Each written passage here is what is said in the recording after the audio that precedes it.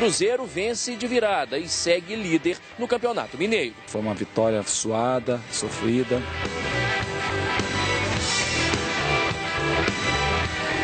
Sí, jogo complicado, que nós tuvimos chances, perdimos e eles também.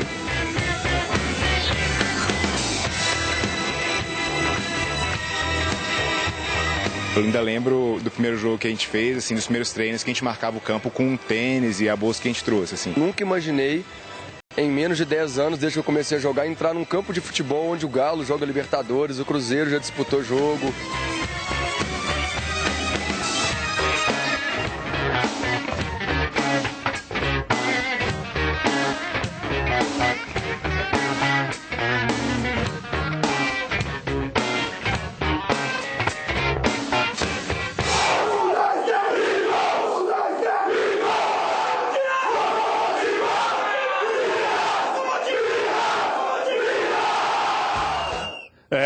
Tá vendo só? A gente vai mostrar sim, senhor.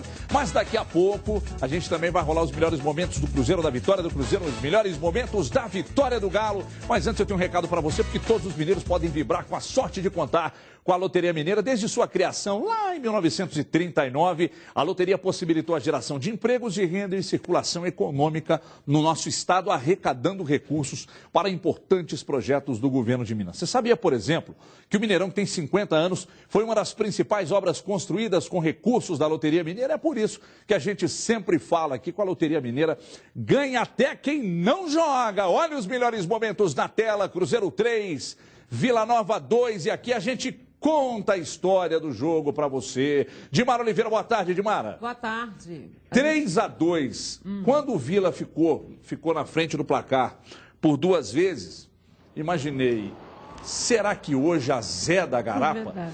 E aí o Cruzeiro acabou mostrando um poder de reação, foi lá, fez o 3º gol, venceu o jogo, e lá de casa eu escutei o David, ufa, respirando fundo. E aí, Dimara, boa tarde mais uma vez. Boa tarde para todo mundo. Eu acho que a questão desse jogo aí é que a gente viveu a expectativa de realmente uma evolução do Cruzeiro depois do que ele apresentou diante do Uberlândia, né? E não foi o que a gente conseguiu ver, pelo menos no primeiro tempo da partida contra o Vila Nova.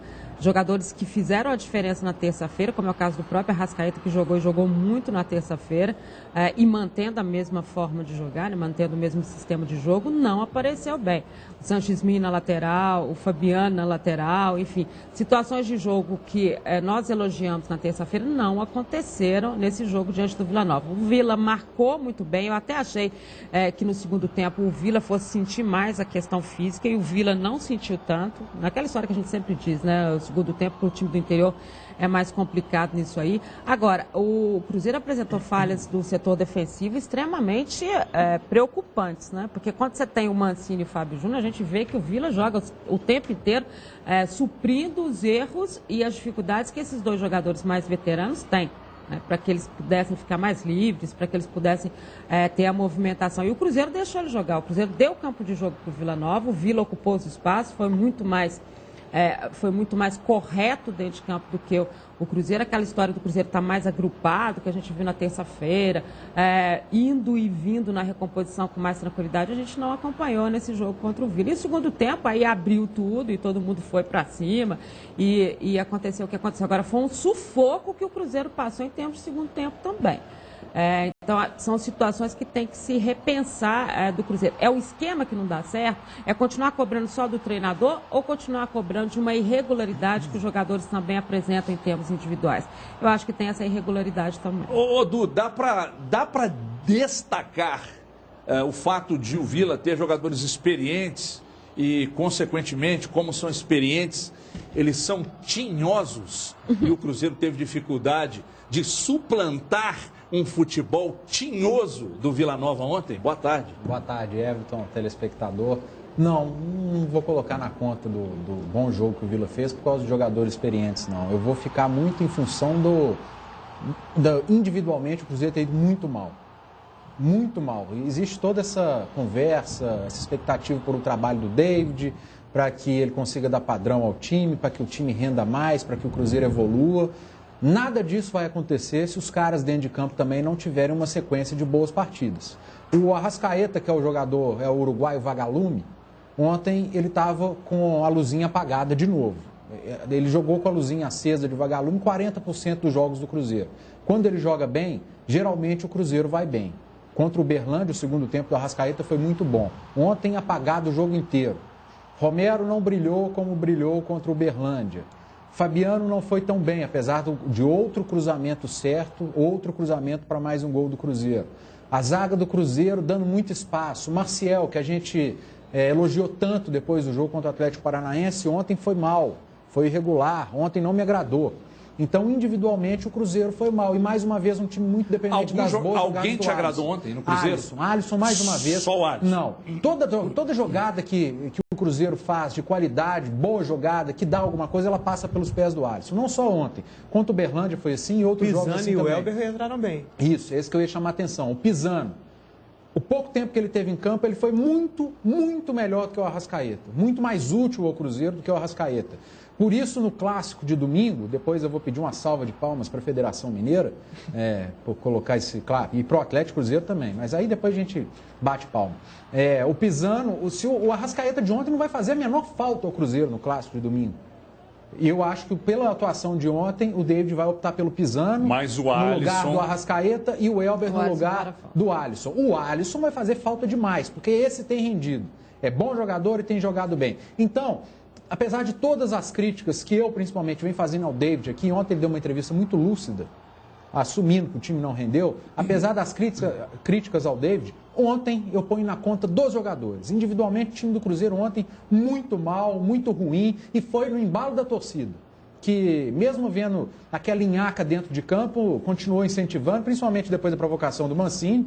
Aí o time parece que acendeu e foi meio que no empurrão do torcedor, fez o segundo gol e virou o jogo. Porque individualmente é uma tristeza o Cruzeiro. Ô Ídolo, tudo bem, Ídolo? Tudo bom, e você? Ô Ídolo, me diz uma coisa. É curioso, né? Até outro dia falávamos do William do Bigode, ser o principal jogador do Cruzeiro. E hoje a gente coloca o Alisson, eu acho que de forma merecida, como o jogador mais importante dessa frente do Cruzeiro. Não estará em campo contra o Atlético no Clássico. Aliás, 200, até por volta de meio-dia e meio, eu contei 215 jogadores que não estarão em campo domingo.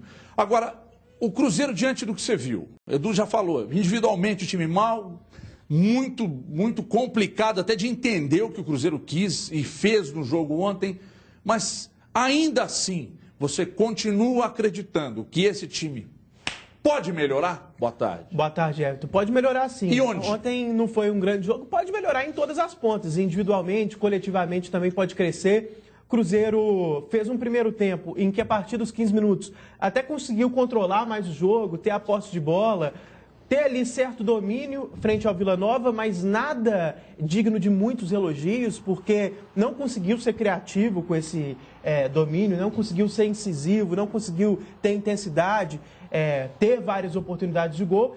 E o segundo tempo foi na base da loucura ali, né? Um jogo muito aberto, muito laicar. O primeiro gol do Vila Nova foi muito no começo do segundo tempo, aí já desestabilizou os dois times, na verdade, né? Porque o Cruzeiro foi para frente de forma mais desajustada, digamos assim, mas também de forma mais incisiva, e o Vila Nova acabou não se comportando tão bem defensivamente no segundo tempo. Então, não foi um grande jogo do Cruzeiro. Taticamente, Everton, em muitos momentos eu fiquei na dúvida ali se a proposta era jogar num 4-3-3. O fato era que o Henrique novamente foi primeiro volante. O David voltou atrás nessa questão. Assim como aconteceu no jogo do Uberlândia, o Henrique foi o primeiro volante. E ele rende melhor assim. O Maciel entrou na do Cabral, exatamente. Marcando e saindo para o jogo, um pouco à frente do Henrique e um pouco para o lado esquerdo do Henrique. Aí eu fiquei um pouco na dúvida se o Romero era um terceiro volante num 4-3-3 típico, ali um pouco à frente do Henrique e um pouco ao lado direito, ou se era a instrução para ele fazer o que o Williams fazia no ano passado, coisa que ele realizou no jogo contra o Uberlândia. Então seria ser mais um meia pela direita. Claro, também funcionando como um terceiro volante em muitos momentos, preenchendo o espaço ali pelo meio em muitos momentos, mas caindo de forma mais clara, mais veemente pelo lado direito, aparecendo até para cruzar em diversos instantes. Eu fiquei na dúvida qual que era a proposta. O que foge um pouco das características dele, aliás, um pouco não muito, do que ele fazia no Corinthians. Do Corinthians? Do Maciel. Do Maciel. Não, mas eu tô falando do caso do Romero. Do Romero. Até foi bom você ter falado do Romero. O Maciel jogou do eu achei que você estava se referindo ao Maciel. Você está falando do Romero. Você estava mandando e-mail para a Cris ali. Você estava mandando e-mail para a Cris. Não estava não. Eu estava ouvindo aqui até uma observação de um telespectador que mandou pelo Twitter que sentiu o Romero um pouco mais inseguro ontem, talvez por medo de tomar o cartão e ficar fora do Clássico. Aí pode não ter rendido tanto. Até achei uma observação bem interessante. Rafael Fidêncio. Não entenda mal, Fidêncio. Pois é, não, eu não tinha pensado nisso, mas pode ser, até porque ele tem um tipo de jogo de muita virilidade. Viril. Chega junto, marca bastante, então é um cara que sempre corre o risco mesmo de tomar o amarelo. Eu já falei da parte tática, e individualmente acho que 3 destaques para mim, 1 negativo e 2 positivos. Para mim o destaque negativo foi o Maciel, pelo que eu esperava. Não estou execrando o jogador, colocando de forma definitiva, mas jogou mal ontem. E eu coloco como negativo porque a primeira impressão, e basicamente a única impressão anterior que a gente tinha, era muito boa, porque ele só tinha feito um jogo antes e foi muito bem. Mas ele tem qualidade, né? Claro que tem qualidade. Né? Claro já vi tanta gente mordendo o cara ontem que parece que o cara foi o pior em campo. Não é isso. Mas foi um dos piores do Cruzeiro, na minha opinião. Eu acho que o time praticamente 80% piores do Cruzeiro. Muito mal. Mas a expectativa dele ter a chance, né, Cadu? Ele teve e não aproveitou. Exatamente. Não aproveitou. Começar jogando, Everton, com o time titular. Porque no jogo anterior, ele fez parte do time alternativo do Cruzeiro. Um jogo estranho, um jogo em que o Cruzeiro não precisava tanto da vitória. Em um ambiente com mais pressão e com o time titular, ele não foi bem. E os 2 destaques positivos, aí sim, o Elber e o Pisano. O que não deixa de ser uma boa notícia para o Cruzeiro no Clássico. Porque o Cruzeiro não vai ter seu ataque titular no Clássico. Porque o ataque titular do Cruzeiro é Alisson, Arrascaeta e William. E pelo menos 2 desses 3 vão ser substituídos, provavelmente por esses 2 que eu destaquei, Pisano e Elber, e eles podem responder muito bem. Kika, boa tarde, Kika. Vamos girar a participação, então, do torcedor do Cruzeiro, Kika. Boa tarde a todos. O Leandro Xavier, grande evolução. Tomar gol de 2 veteranos, fazer gol impedido e os zagueiros decidindo o jogo. Júlio Mandelli, qualquer time está encarando o Cruzeiro de igual para igual. Acorda a diretoria. O Varley, o Lucas Alexandre pedindo Pisano de titular no Clássico e o Marco Túlio. Com esse futebol do Cruzeiro, o Brasileirão vai ser um pesadelo. Muito bem, tá certo. Então daqui a pouco a gente volta. O Campeonato Brasileiro vai terminar com todo mundo empatado na última posição, porque tem 2, 3 times grandes jogando bem.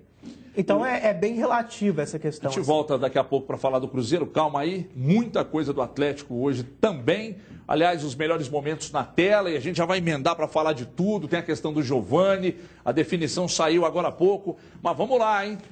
O Prato voltando a marcar, o Robinho fazendo 2, artilheiro do Campeonato Mineiro, um passe sensacional do Casares. O Sevilha está querendo, né? 3 milhões de euros. E sabe que o Sevilha não tem medo de ficar pobre, não, Du? Fala do jogo. Primeiro, esses 3 milhões, se o Sevilha quiser pagar 3 milhões de euros, eu vou pedir 3 milhões de euros emprestado ali no Eles não confundiram o Casares com o Carlos César. Mas vem cá, o Atlético jogou bem. O primeiro tempo do Atlético foi muito bom, volume de jogo, sem sustos em relação a contra-ataque do Tupi. Casares, mais uma vez, a visão de jogo desse equatoriano é coisa que raramente a gente vê aqui. A gente viu no Brasil, no futebol brasileiro. A gente tem visto no futebol brasileiro, aliás, a gente não tem visto no futebol brasileiro, né? Você tá confuso. Camisa 10 com essa visão de jogo. E o primeiro tempo o Atlético sobrou. Eu acho que 1-0 foi pouco, mas o segundo tempo o Atlético sofreu, Everton. Tomou alguns sustos. Eu não sei se porque o adversário é o Tupi, fraco, Campeonato Mineiro, mas me pareceu um time relaxado, a defesa muito adiantada. Parecia o Atlético do Leverkusen. Sim. Toda hora o Tupi num contra-ataque, chegando, batendo de fora da área. O Giovani fazendo defesas, como essa aí que ele acabou, né, grande infelicidade, se lesionando, está fora da Libertadores. Mas eu não gostei do Atlético no segundo tempo em termos defensivos, porque eu achei que se adiantou demais e relaxou muito no jogo. Mas lá na frente continuou no mesmo ritmo. Muita criatividade, o Atlético cria demais. E o Robinho com 30%... Olha o lançamento do Carlos César. Do Carlos César, né? Carlos César. O Robinho com 30% da condição física, ele sobra, né? No futebol brasileiro, com 50% ele sobra.